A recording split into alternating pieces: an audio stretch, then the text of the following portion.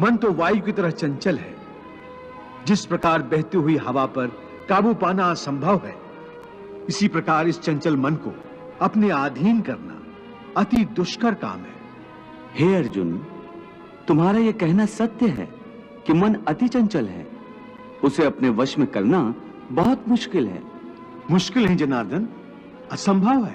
नहीं अर्जुन, मुश्किल अवश्य है, परंतु असंभव नहीं है। तुम्हारा कहना है कि मन को वश में करने का कोई तरीका, कोई साधन भी है? अवश्य है। क्या है वो तरीका? कि पिछले जन्म में तुम्हारे किस रिश्तेदार ने तुम्हारे लिए कितना विलाप किया था? नहीं केशव, ये मैं कैसे बता सकता हूं? मुझे तो ये तक याद नहीं कि वो कौन थे। बस जिस तरह तुम अपने पिछले जन्म को भूल गए हो, उसी तरह तुम अपने इस जन्म को भी भूल जाओगे।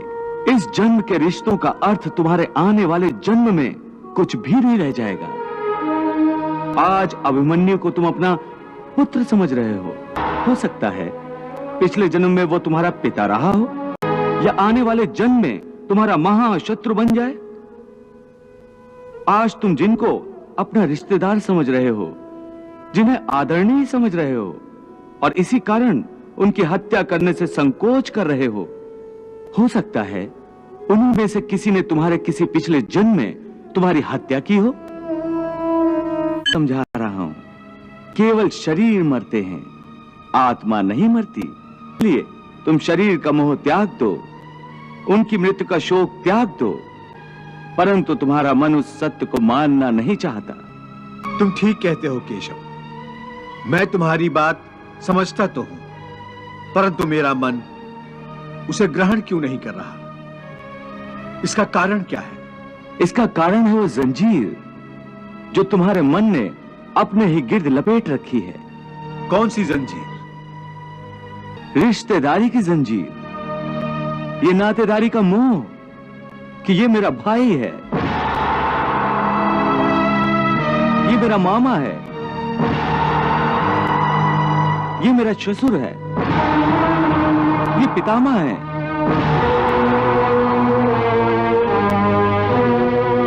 तुम ठीक कहते हो कि रिश्ते नातों की जंजीरों ने मुझे चारों तरफ से जकड़ रखा है, परंतु मैं इस जंजीर को कैसे तोड़ दूं? मैंने मान लिया कि ये सारे शरीर नाशवान हैं, परंतु इनके साथ जो मेरे रिश्ते हैं वो तो नाशवान नहीं है, वो तो सच्चे हैं। भीष्म मेरे पितामह हैं, अभिमन्यु मेरा पुत्र है, महाबली भीम मेरा सहोदर भाई है। ये रिश्ते तो सच्चे हैं। भले इन सब के शरीर मर जाएंगे, परंतु इन सब के साथ जो मेरे रिश्ते हैं वो तो नहीं मरेंगे। जैसे आज मेरे पिता महाराज पांडु का शरीर नहीं है, परंतु मेरे पिता आज भी महाराज पांडु हैं। पिता पुत्र का तो वो पवित्र रिश्ता समाप्त नहीं हुआ। इन रिश्तों की पवित्रता पर मैं कैसे प्रहार करूं?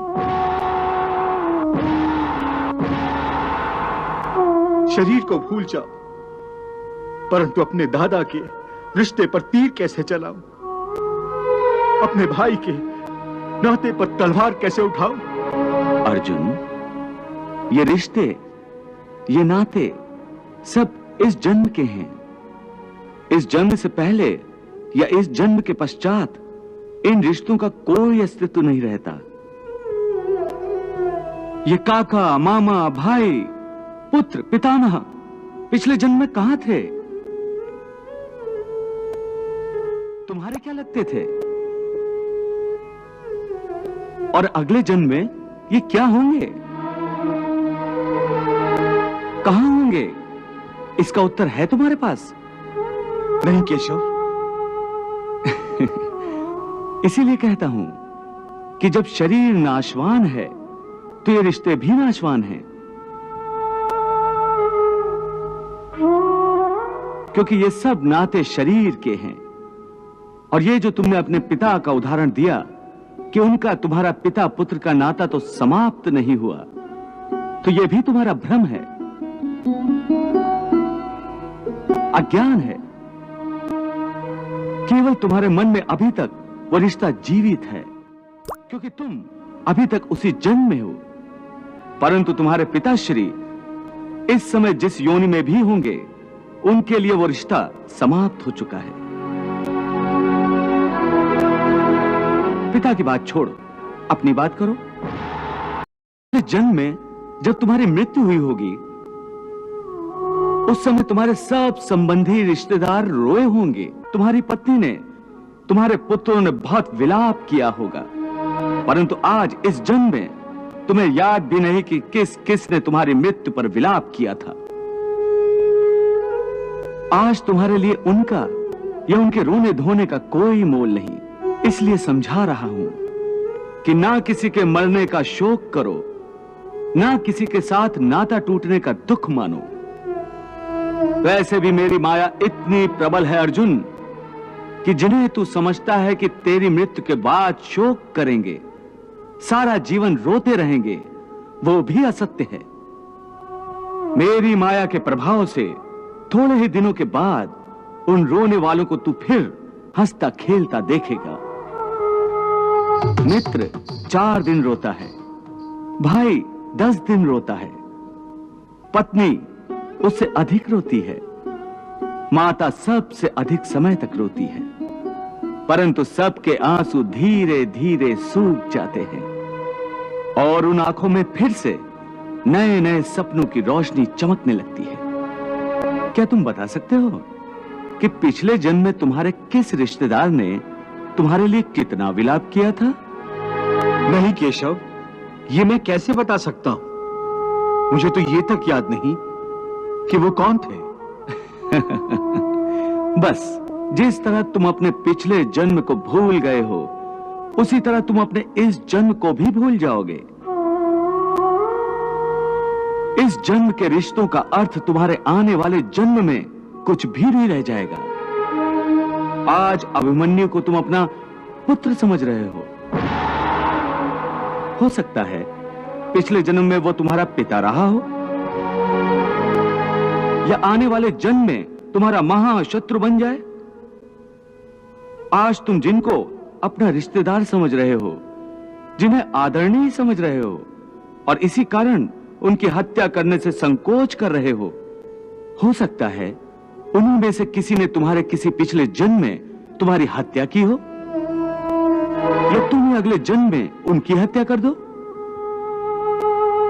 हे अर्जुन, ये रिश्ते शरीर के जन्म के साथ पैदा होते हैं और शरीर की मृत्यु के साथ मर जाते हैं। इसलिए इन रिश्ते नातों के चक्रव्यूह से बाहर आ जाओ। आत्मा अमर है, इस अमर सत्य को पहचानो। रिश्ते तो बदलते रहते हैं। हे अर्जुन, इसलिए तुम्हें न रिश्तों से मोह करना चाहिए, न रिश्तों के टूटने का शोक करना चाहिए। यही सांख्य योग का ज्ञान है कि मनुष्य को एक सन्यासी की भांति सोचना चाहिए कि ये सब रिश्ते नाते मोह को उत्पन्न करते हैं, और मोह इन रिश्तों को इतनी जोर से पकड़ लेता है जैसे एक लोभी पुरुष नदी में डूबते हुए भी धन की गठरी को नहीं छोड़ता।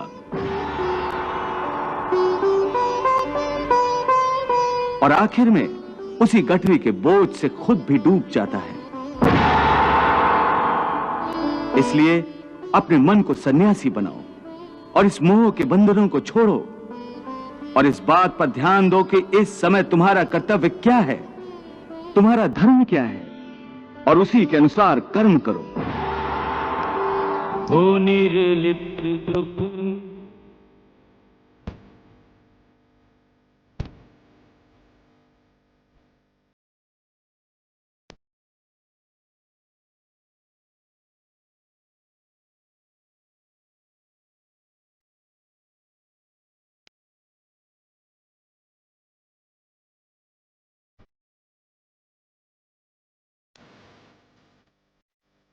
फिर भी पंच इंद्रियों से रहे न्यारा कर्म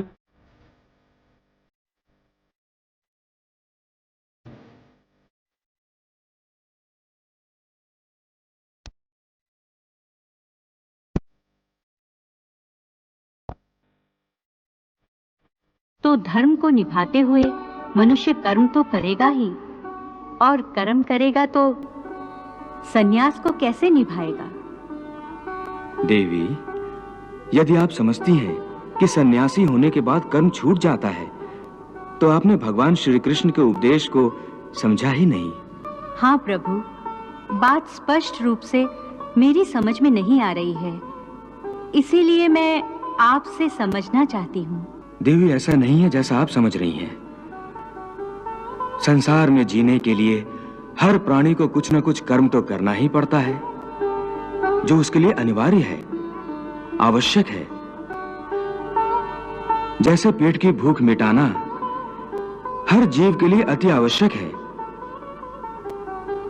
यहां तक कि अपनी पेट की आग बुझाने के लिए सन्यासी भी भिक्षा मांगकर गुजारा करता है। अर्थात ये कि कोई भी कर्म से मुक्त नहीं हो सकता। परंतु यदि भगवान श्री कृष्ण की शिक्षा को समझ ले तो मनुष्य कर्म करते हुए भी कर्म से मुक्त हो सकता है। प्रभु, कर्म करते हुए कर्म से कोई कैसे मुक्त हो सकता है? जैसे स्वयं भगवान श्री कृष्ण।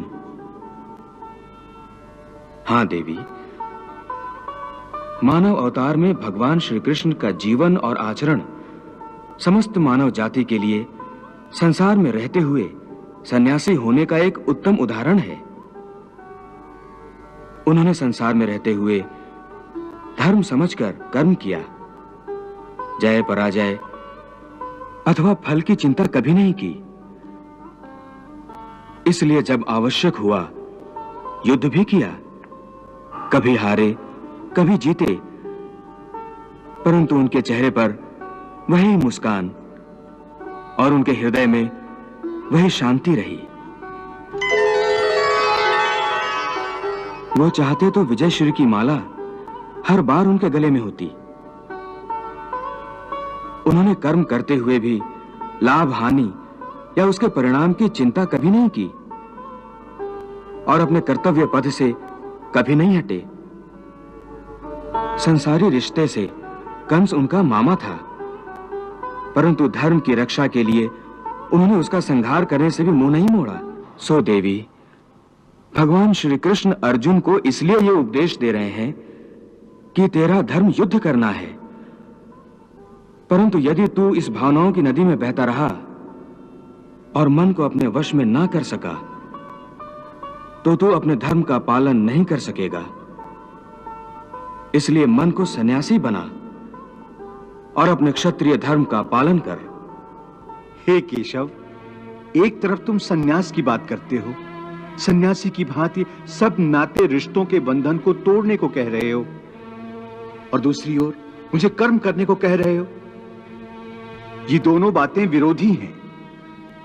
तुम जानते हो कि मनुष्य जब कोई कर्म करता है तो उस कर्म का कोई कारण होता है, कोई प्रेरक होता है जिसकी प्रेरणा से मनुष्य कर्म करता है। कोई भावना तो होती है जिस भावना की पूर्ति के लिए मनुष्य अच्छा बुरा कोई भी कर्म करता है। अर्थात कर्म की जड़ में एक भावना होती है और भावना की जड़ में कोई ना कोई रिश्ता होता है, क्योंकि किसी न किसी रिश्ते की जड़ से ही तो भावना पैदा होती है। इसलिए यदि मनुष्य सारे रिश्ते तोड़ देगा, अपनी भावना को त्याग देगा, तो फिर वो कर्म किसके लिए करेगा? अपने धर्म के लिए। धर्म के लिए? हाँ, अपने धर्म के लिए। अर्थात धर्म के लिए भावना की आवश्यकता नहीं होती? नहीं, धर्म के लिए भावना की नहीं, बल्कि अपने कर्तव्य के ज्ञान की आवश्यकता है।